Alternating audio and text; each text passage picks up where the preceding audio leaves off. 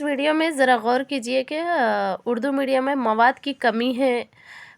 ये तमाम एस्पिरेंट्स की से सुनी हूँ मैं और एक्सपीरियंस भी की हूँ कि उर्दू मीडियम में मवाद की कमी है। मवाद की नहीं, तलाश की कमी है। मैं अपने हर बार हर वीडियोस में यही बोल रही हूँ कि तलाश की कमी है। देखिए, जस्ट लैंग्वेज का फ़र्क है।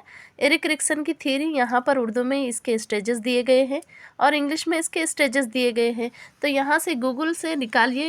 इससे पहले मेरा प्रीवियस वीडियो भी देखिए जो मैंने अभी अपलोड किया है, उसमें एक्सप्लेन की हूँ कि एरिक एरिक्सन की थ्योरी में स्टेजेस कैसे है। देखिए, यहाँ से क्वेश्चन पूछा गया है, आइडेंटिटी वर्सेस रोल कन्फ्यूजन।